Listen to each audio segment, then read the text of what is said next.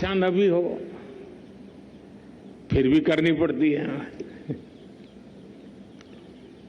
और चाहे सब ट्रेनिंग सेंटर से घर चले गए हो, लेकिन कभी कभी आपको कुछ घंटे एक्स्ट्रा पसीना बहाना पड़ता है और ज्यादा मेहनत करनी पड़ती है। और जैसा कहता है ना, सोना जितना तपता है उतना ही निखरता है, उतना ही खरा उतरता है। और उसी तरह आप सब तप करके खरे उतरे हो। यहां जो जो लोग इस गेम के लिए सिलेक्ट हुए, कोई वहां से जीत के आया, कोई वहां से सीख के आया। आप में से एक भी हार करके नहीं आया है।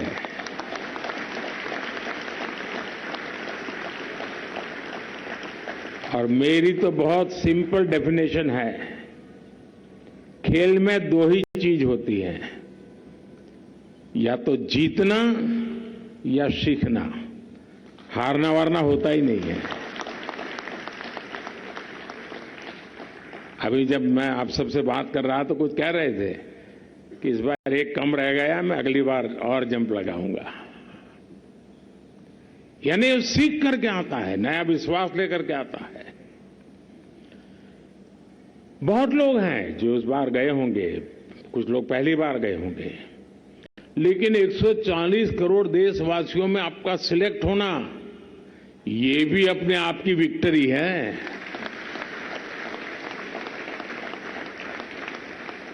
आप इतनी सारी चुनौतियों से जूझकर और मजबूत हो गए हैं।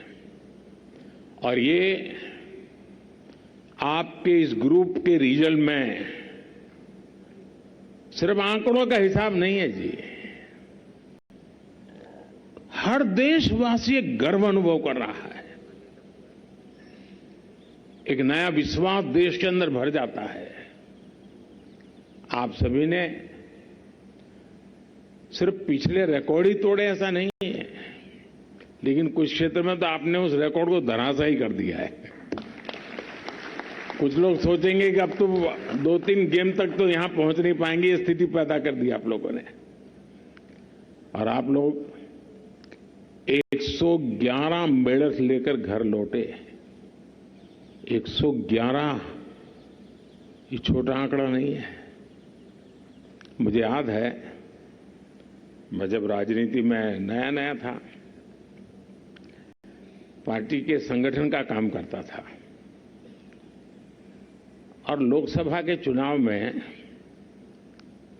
हम 12 सीट लड़े और 12 की 12 जीत गए गुजरात में। तो हम तो ऐसे ही चलो जीत गए थे, हम दिल्ली आए। मेरे लिए आश्चर्य था, उस समय हमारे नेता अटल बिहारी वाजपेयी जी, उन्होंने मुझे गले लगा कर कहा, बोले तुझे पता है 12 क्या होता है? 12 की 12 जीतने का मतलब क्या होता है तुझे पता है? बोले कभी पूरे देश से हम 12 नहीं होते थे, तुम एक राज्य से 12 लेकर के आए हो। और 12 जीतने के बाद भी जब तक अटल जी ने मुझे कहा नहीं, मेरा उस दिशा में ध्यान नहीं गया था। आपके लिए भी मैं कहता हूं, ये 111 सिर्फ 111 नहीं है, 140 करोड़ सपने हैं ये।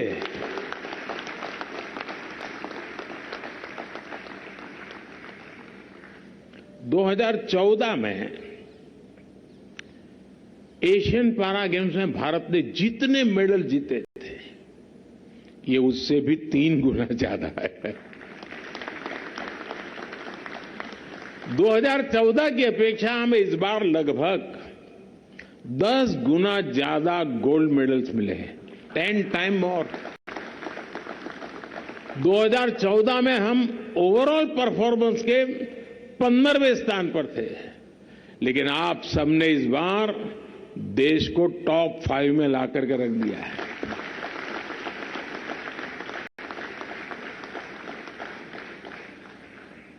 देश पिछले 9 साल में इकोनॉमी में दुनिया में 10 पर से 5 पर पहुंचा।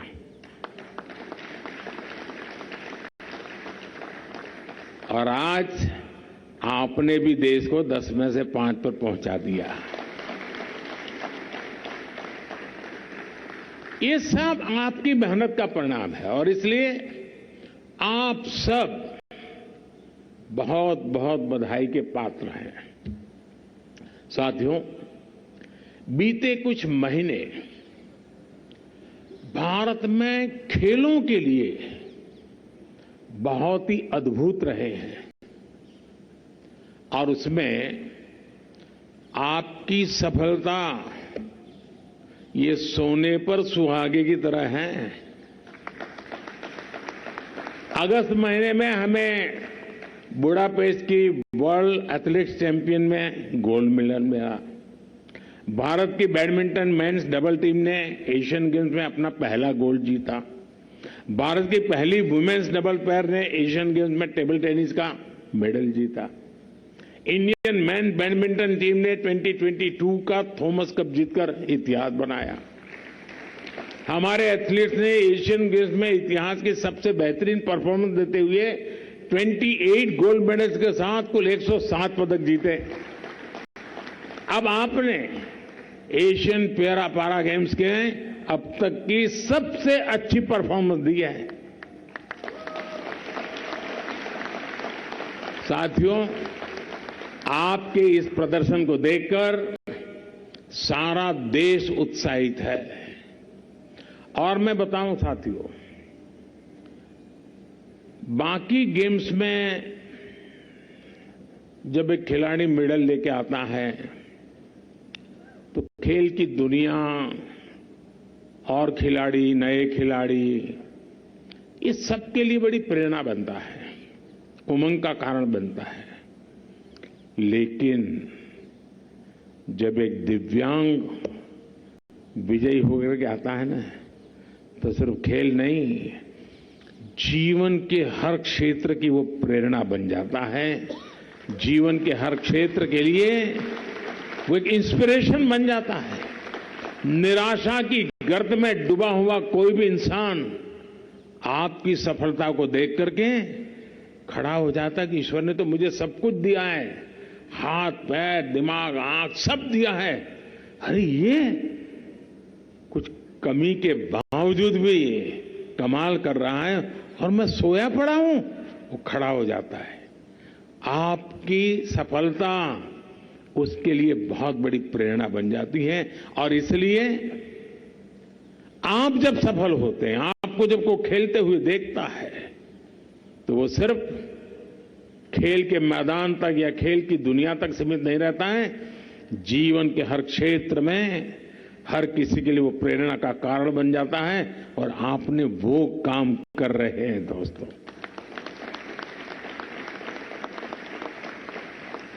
साथियों, ये स्पोर्टिंग कल्चर और स्पोर्टिंग सोसाइटी के रूप में भारत की प्रगति दिनों दिन हम सब देख रहे हैं।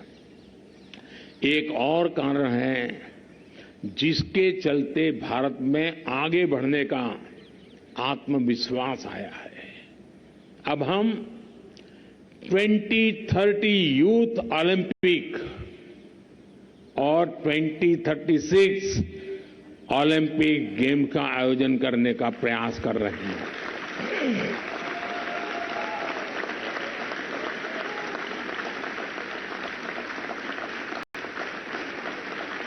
साथियों, आप जानते हैं स्पोर्ट्स में कोई शॉर्टकट नहीं होता है।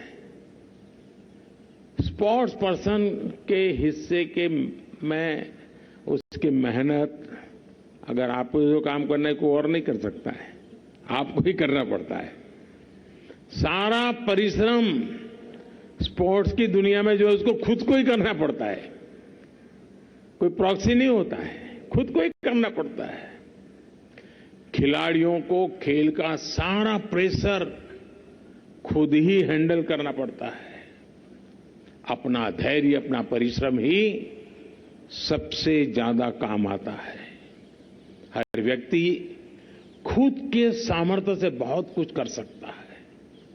जब उसे किसी का सहयोग मिल जाए तो उसकी शक्ति अनेक गुना बढ़ जाती है। परिवार, समाज, संस्थाएं और अन्य सपोर्टिंग इकोसिस्टम खिलाड़ियों को और नई ऊंचाई पर पहुंचने का हौसला देते हैं। ये सभी एक साथ होकर हमारे खिलाड़ियों का जितना ज्यादा साथ देंगे उनके लिए वो उतना ही अच्छा होगा। आप परिवार को लें तो हमारे घर के लोग अपने बच्चों को खेलों के प्रति आगे बढ़ने के लिए और सपोर्ट दे रहे हैं। जब आप में से और लोग जब शायद आपको थोड़ा मौका मिला होगा, घर से थोड़ा प्रोत्साहन मिलता होगा, लेकिन इसके पहले के लोग तो नहीं, तुझे चोट आ जाएगी, तुझे ये हो जाएगा, फिर कौन देखेगा, तुझे वहां कौन संभालेगा, नहीं जाना है, घर में रहो। बहुत उससे गुजर करके आया। आज मैं देख रहा हूं हर परिवार बच्चों को इस क्षेत्र में भी आगे जाने के लिए प्रोत्साहित कर रहा है। ये एक नया कल्चर देश में उभरना बहुत बड़ी बात है। समाज की बात हो तो लोगों में बड़ा बदलाव हुआ है। अब आप भी देखते होंगे, पहले तो खेलकूद में अच्छा पढ़ते नहीं हो, आप जाके कहोगे मैं मेडल लेगा, अच्छा यही करते हो क्या, पढ़ते नहीं हो क्या, कहां से खाओगे, कहां से खाओगे, यही पूछते थे। अब अच्छा तुम ले आए, लाओ जरा मैं छू लूं, मैं भी जरा छू करके देखूं। ये बदलाव आया है। साथियों, उस वक्त अगर कोई स्पोर्ट्स में होता था तो उसे सेटल नहीं माना जाता था। उसको पूछा था लेकिन सेटल होने के लिए क्या करोगे, यही पूछा जाता था। लेकिन अब स्पोर्ट्स को भी एक प्रोफेशन के रूप में समाज स्वीकार कर रहा है। साथियों, अगर मैं सरकार की बात करूं तो पहले ऐसा कहा जाता था कि खिलाड़ी सरकार के लिए हैं, लेकिन अब कहा जाता है कि सरकार पूरी की पूरी खिलाड़ियों के लिए है। जब सरकार और नीतियां बनाने वाले जमीन से जुड़े होते हैं, जब सरकार खिलाड़ियों के हित के प्रति संवेदनशील होती है, जब सरकार खिलाड़ियों के संघर्ष, उनके सपनों को समझती है, तो इसका सीधा प्रभाव सरकार की नीतियों में भी दिखाई देता है, अप्रोच में भी दिखाता है, सोच में भी दिखता है। देश में बेहतरीन खिलाड़ी पहले भी थे, लेकिन उन्हें सपोर्ट करने वाली नीतियां नहीं थी। ना अच्छी कोचिंग की व्यवस्था, ना आधुनिक इंफ्रास्ट्रक्चर और ना ही जरूरी आर्थिक मदद। तो फिर हमारे खिलाड़ी कैसे अपना परचम लहराते हैं? बीते 9 वर्षों में देश उस पुरानी सोच और पुरानी व्यवस्था से बाहर निकल गया है। आज देश में एक ऐसे खिलाड़ी, कई ऐसे खिलाड़ी हैं जिन पर 4-4, 5-5 करोड़ रुपए खर्च किए जा रहे हैं। सरकार की अप्रोच अब एथलेट सेंट्रिक हो है। सरकार अब एथलेट्स के सामने से ऑब्स्टेकल्स दूर कर रही है, अपॉर्चुनिटीज बना रही है। कहा जाता है potential plus platform is equal to performance.